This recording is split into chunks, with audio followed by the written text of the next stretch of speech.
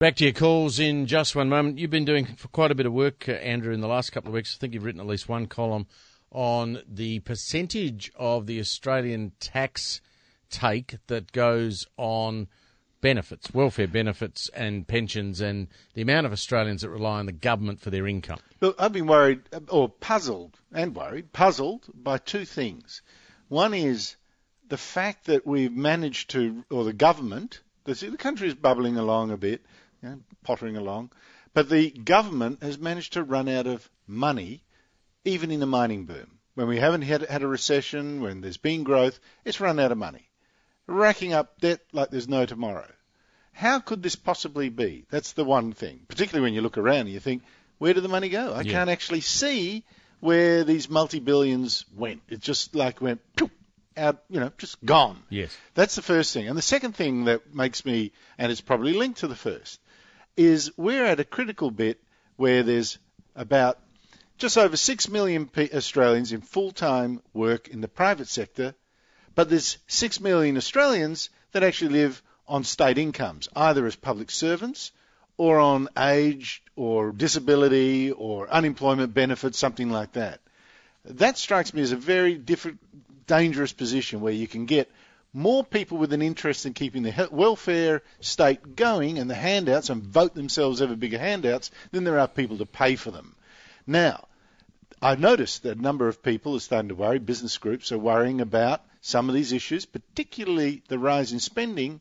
And one of them is, one group is the Centre for Independent Studies, a think tank based in Sydney, which has put out a report that's been taken up by the Financial Review, and it's saying, wait, we need to really look at this because this is getting way out of hand. Now, Simon Cowan is a research fellow from the Centre for Independent Studies. I don't know anything about economics. He does. Simon, tell me what I'm wrong in my diagnosis of where we are. I think, Andrew, your position is a fairly apt summary of what's happened. Basically, over the course of the last 40 years, government has expanded and expanded. Partly that was funded for a while through the proceeds of the mining boom, but in reality, what has been driving this growth in government has been an increase in new spending programs. We've seen an increase in spending of an average of 4% a year since 1972.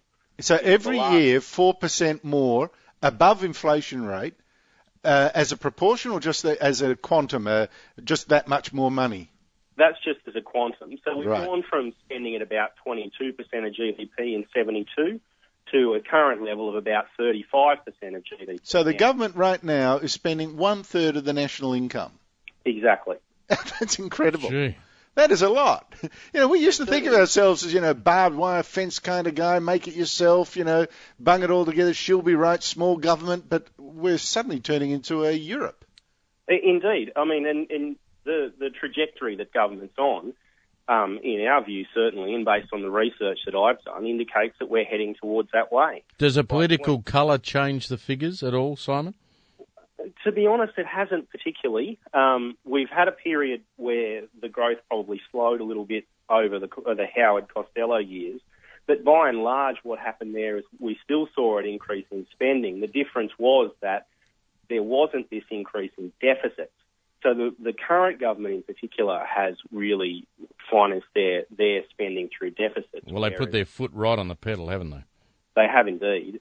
And, over the last sort of 10 years, we've seen an increase, a quite substantial increase. And it's projected, as you might well be aware, it's projected to continue into the future. But look, now people on the left will say to you, Simon, this is all about making a fair society. We don't want dog eat dog, and the rich pay a bit extra, and we're all happy, we're all living, and it's not the income disparities then aren't so great. That's what it's about, and we can keep this going. The money will come in, and at some stage we'll get out of this little rut, and it'll pour in again, and she'll be sweet. What do you say to that? Oh, I think that's wrong, and it's wrong based on the figures that the government have produced themselves. So if you look at the intergenerational report that they've put together, they're anticipating that spending just on existing programs will increase the budget deficit and a budget gap of 3% a year by 2050. Now, that doesn't include any new programs like Gonski, like the NDIS, If, as we've done, you project that forward based on what's actually happened for the last 10, 15, 20 years, government spending will be at 50% of GDP by 2050. So what does a country with 50%, with half the national income being grabbed by government and spent as it sees fit, what does that actually feel like? Is it just a happy little Greece. Socialist state, Sweden on the harbour, or is it something else? Well, the Scandinavian countries are an interesting example. Sweden in particular is actually going through quite a significant contraction in the size of government, and that cutting of government spending from the mid-90s at 65% down to now 50% has actually done good things for their economy. The difficulty is that Australia is following the welfare path laid out in Europe. Yeah, but what's wrong with that? I mean, if everyone's happy and we're sort of, we're looking after the poor, what's the problem? We just dropped him off the line, Simon. We'll get him back. What are you playing the devil's advocate for? We're going to end up playing. We're going to play bazookies in the street and sit around with our feet in the sand. This is called Socratic dialogue. We'll get Simon back. I think he hung up because he thought you were serious. Oh, I bet we should all be as Sweden. But it's interesting because Sweden has started cutting back. There used to be a time when you couldn't catch an ABC, furrowed brow program. Simon's back there, so without Sweden being hailed as one of the countries that we should all look to. So we were asking, are we going to look like Sweden or Greece? And I think you were going down the Greece path, Simon. I think that my fear is that that's where we're headed. Australians, if they want to have the sort of wealth rate they have in Scandinavia, are going to have to get used to paying a much, much higher rate of tax. And quite frankly, I don't think it's something that people are willing to stomach here. I think and the thing with that is, Simon, is that when you make people pay lots more tax, they don't want to work as hard. They find ways of dodging it. It stifles creativity, investment flees. So you actually end up overall poorer. Exactly. Right. Well, smaller government leads to better living standards for people, and in many ways could actually increase the size of the safety net. So in the simplest of terms, explain your Target 30 idea for us. So basically, Target 30 is about putting government back on a sustainable path. The aim is to cut government spending down to 30% over the next 10 years, and the way that we're going to do that is through pragmatic and practical approaches. So it's not about getting rid of welfare or European-style austerity. It really is very much focused on what can we do more efficiently and more effectively at a government level. No, but it's got to be a little bit about welfare, though, Simon, doesn't it? I mean, look at my figures.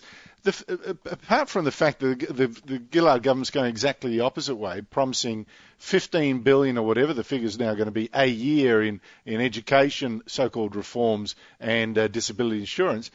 Have a look at the figure. 6 million people living off some form of state income, either as public servants, state or federal, or on the various pensions that are on offer. 6 million in a country of 22. We can't keep that up. Absolutely. And some of the people who are on welfare, some of the middle-class welfare, the means-tested welfare, will need to disappear. I'm not even talking about middle-class welfare. I'm not talking about school kids bonus. I'm not talking about a family bonus. I'm not talking baby bonus. Baby bonus. I'm not talking about family benefit tax. I'm actually talking about get rid of them. But bottom line, 6 million people living off the state. Now that cannot be sustainable. No, certainly that's a concern that we have as well. And, we're going to look at all these areas. We're going to look at welfare. We're going to look at health. We're going to look at education. We're going to look at efficiencies in the public sector workforce and find ways that we can deliver the essential services, the ones we really need, better, and the ones that we don't need, well, we should be prioritising the important stuff and not the unimportant stuff. I mean, we're spending billions of dollars on corporate welfare for companies to support small workforces, and yet we've got fundamental services in the disability area that we're not able to afford. I think we need to really focus on our priorities. You're right. Well, it's a great debate to have. We'd like to catch up with you again, Simon, as you work your way through Target 30. We'll keep in touch. Good on you, Simon. Thank you very much.